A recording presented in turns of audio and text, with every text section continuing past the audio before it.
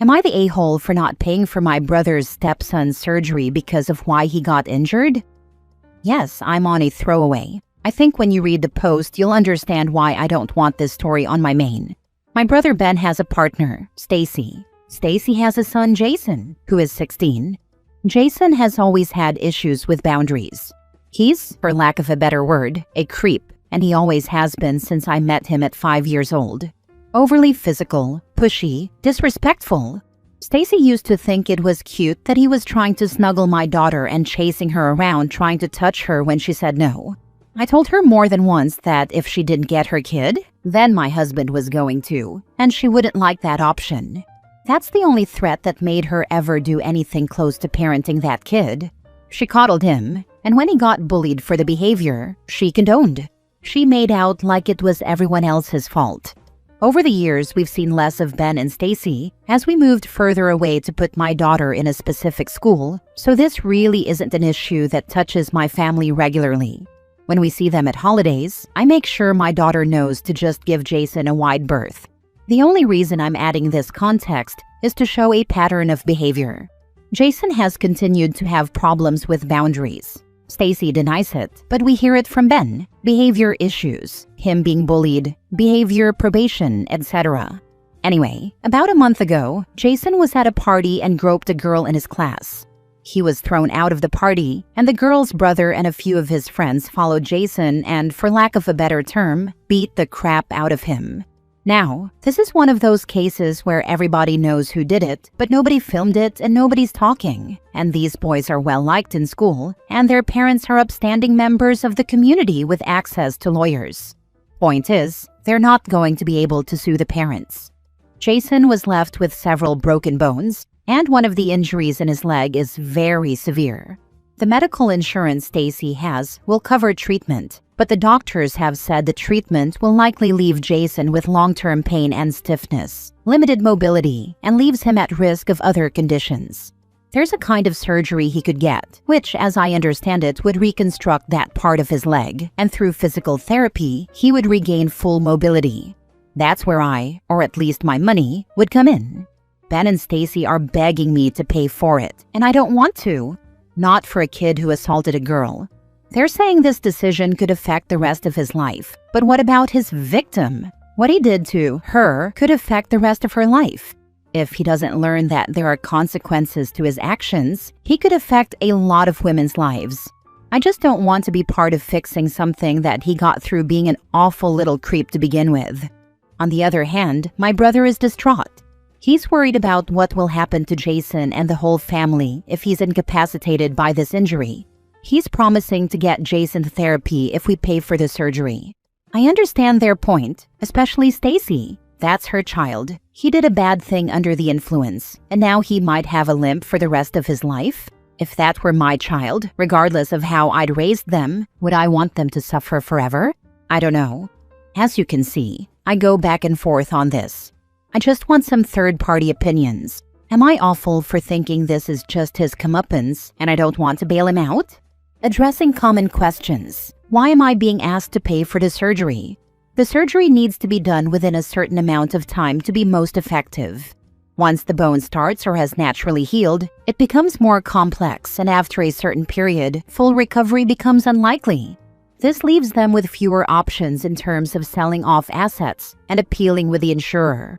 As for the GoFundMe, I don't know how you'd promote the GoFundMe when people in town know why Jason got injured. I don't imagine that would go well. Did they file a police report? Yes, they did. Jason identified the kids, but he had a concussion, and the kids lawyered up. I don't think I need to explain why a small police force isn't that interested in trying to prosecute vigilante justice carried out by well-liked kids, with parents who are upstanding members of the community with ample money for legal counsel. Now for the top comments. Not the a-hole. Bro and his wife can take out a loan with a real financial institution, not a friend or relative who most likely wouldn't get paid back. Not the a-hole. This isn't your kid, and he was injured doing the same BS that caused friction in your family to begin with. No is a complete sentence. No is a complete sentence. Sounds like Stacy needs to teach Jason that too. You have no relationship with this kid, except as the person who warned his mom that his behavior needed boundaries. This is not your circus, and these are not your monkeys. Don't let your brother think that being a sibling means that your deeper pockets are open to him for the asking. That isn't reason enough to negate your previous message to his mom. By cushioning the consequences of her parenting and his behavior, that will only teach them to come to you for bail money the next time. Next story. Am I the a-hole for not wanting to give my DNA in order to try and reconcile with my brother? I, 35 male, spoke directly to my brother James, 37 male, for the first time in over 15 years. It was completely my fault. I was a jealous and insecure young man who made a selfish choice with no regard to the long-term consequences. What did I do? I hooked up with Alice, 37 female, who was dating my brother at the time. We did it once, and one of the main reasons why it was only once was because we got caught. James was rightfully upset and understandably had an aggressive response. I could have put him in jail, but guilt and our parents' pressure kept me from actually going through with it.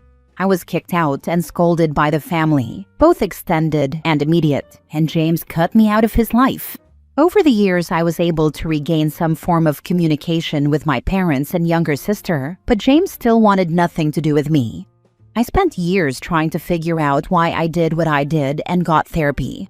I made a new life for myself while traveling, getting a college-level education, and starting my own small but successful business. I tried the whole romance thing, but have since decided that long-term companionship just wasn't for me and discovered my lack of desire to be a father. I did end up getting the snip, and in 2020 to 2021, I entered an exclusive arrangement with a friend, Tanya, 36 female, and she ended up getting pregnant. Turns out the damn things that I got clipped grew back, and I now have a beautiful daughter, Emily, 4 female with Tanya. We live about 10 minutes away from each other and have an amazing co-parenting relationship. My parents are aware of Emily and have met her a few times, but have always kept their distance because of James. My sister, on the other hand, has made herself quite familiar with my daughter, and they do have a relationship. I gave up years ago about ever seeing or speaking to James again, so I was surprised when he reached out to me on social media. He asked if Emily was really mine, since she was biracial and looked more like her mother. Tanya is African American, and I didn't respond. My parents later reached out to me and asked me to come see them at their house. I came and was surprised to see both James and Alice there waiting for me. Turns out after a while they made up and got married and agreed to just never talk about me. However, for the past few years, they've been trying to have kids, and it turns out that James can't have biological kids. Don't know all the details, and I didn't ask. Alice and James have fought over this for a while, as Alice wants a bio child of her own, but James refuses to claim and raise a kid that's not related to him. My brother told me that he's willing to finally forgive me and accept me back into his life if I make a donation to help him start a family. My parents were completely on board with this idea and really want me to do this, while I'm hesitant. It's true that I won't be responsible for any potential child that may come of this, but I just feel too weird about the situation, and honestly, I've learned some things about the kind of adults James and Alice grew to be, and I don't think they'd make good parents. Am I the a-hole? Not the a-hole, and fastest way to get them off your back is to say you got your vasectomy redone. With this level of entitled, you owe me mentality happening, I wouldn't be surprised if the update is that the whole family turns their back on OP unless he gets a reversal for family harmony, forgiveness, closure, etc. Meanwhile, OP, you should tell them that's totally fine, because you have a child who is alive and walking around out in the world whom your parents ignore. Tell them that your child was never acknowledged or treated like a cherished grandchild, so as a parent, you cannot in good conscience help bring a grandchild with your DNA into the mix unless the child bearing your DNA already is treated like as they always should have been. Tell them to kiss butt and kick rocks, and then go back to your child and live your life. What you did to your brother was wrong and must have been horrible for him. But if he could forgive Alice while you remained in exile and your parents unjustly punished your daughter, you owe him nothing at this point. Edit. I've been viewing the comments and I just wanted to clarify some things. 1. I don't fault my parents for kicking me out, as I did do a pretty crappy thing and just stayed with a friend. 2. My sister was still dependent on our parents at the time I hooked up with Alice, so I don't fault her for keeping her distance. 3. Yes, my sister knew about James and Alice. However, she didn't tell me because I made it clear outside of James dying. I didn't want to hear anything from him. Communication on my end was never closed, and if my brother wanted me to know what was going on in his life, he'd let me know. 4. When you hurt someone, you can't decide when they should get over it or how they cope. I agree that James's willingness to forgive Alice but not me is a bit strange, but it's not my place to demand he forgive me too. 5. It took a while to realize it, but there was a bit of a golden child syndrome situation with my parents and my brother. He was the first son and excelled academically, while I struggled, and my parents were ashamed that I needed help and got in more trouble than James did. I internalized my insecurities, and me being with Alice was a way I lashed out. Not an excuse, just an explanation. 6. My brother was the wronged party, not me, so it made sense for our parents to prioritize him. I also think he resents that I'm able to pass along the family name while he can't, and is making my parents choose. 7. They have seen and interacted with my daughter. They've even gotten her gifts, but I think they don't do more because they don't want to hurt James. Edit 2. Yes, I did apologize to my brother in the form of a letter 3 years after the fact, at the suggestion of my therapist. I gave it to my mom and asked her to pass it along to my brother. I don't know if he ever read it. Also, I was no contact with both my parents for that first year after I was kicked out, and then went low contact with my mom and very low contact with my dad. I'm in regular contact with my sister. James gave me a broken nose. He just did it outside, and the neighbors called the police. By the time they arrived, our dad had already separated us, and I got some ice while James went to cool off at a friend's house. Last story. Am I the a-hole for refusing to spend Christmas at home if my sister is released from her eating disorder clinic for the holidays? My sister, 18 female, has been in an inpatient eating disorder clinic since September. This is her 3rd or 4th time doing a clinic like this. It's been 7 years of her eating disorder, and it's been hell for her, yes, but it has also been hell for the rest of us. Ever since my sister started getting sick, she has turned into a monster toward me, 16 female. We were never BFFs or anything, but I never thought she hated me like she has claimed to, since the eating disorder stuff started. For years, she has called me repulsive and humongous. She told me she would rather die than look like me or be my size. I'm not even overweight. My body is just shaped differently than hers. She's naturally slender and doesn't have bigger curves, but I do. I developed differently. To her, that makes me even fatter than her, and she already thinks she's fat when she was never even a pound overweight. She was always super skinny. At her worst, and this was this year, she told me she wanted me to die because I was so fat and disgusting, and it made her rage that I was taking life away from a skinny person who deserves to be here.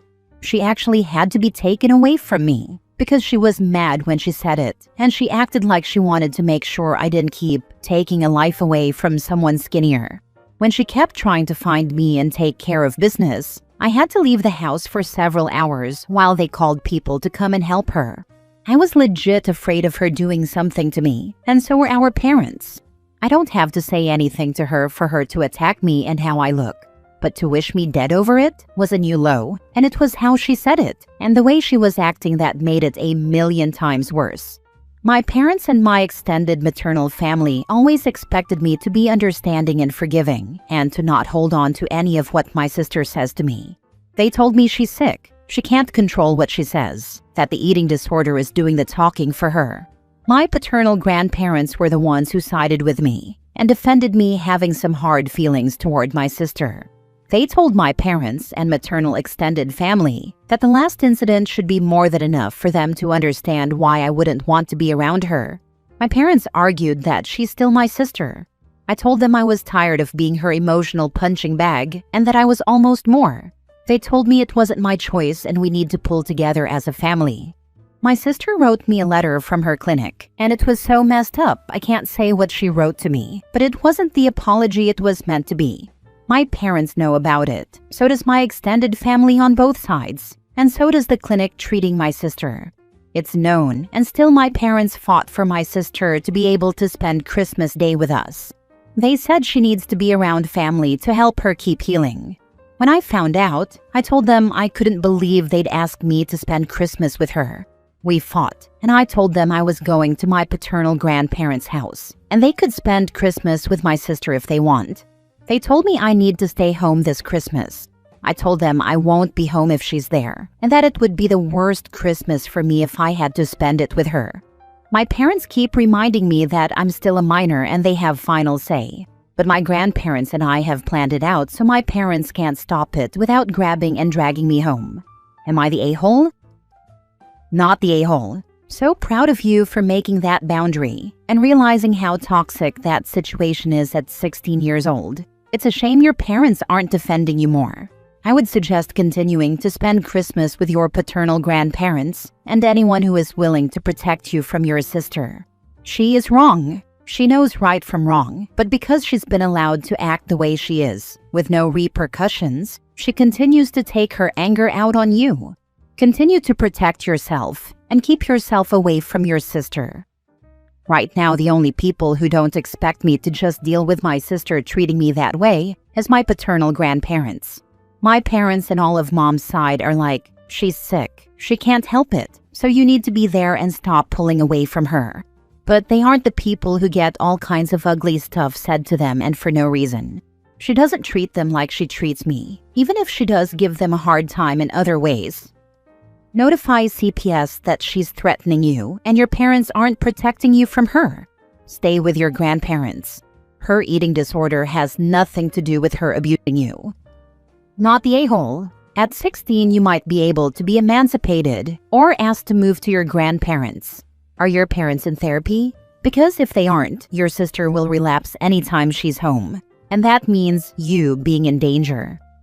My parents have seen a therapist a couple of times, but they're not in active therapy and neither am I. I have never spoken to an actual therapist for myself. I was dragged to a few of my sister's sessions and those were never pleasant. Talk with your grandparents about emancipation, saying that you are no longer safe at home.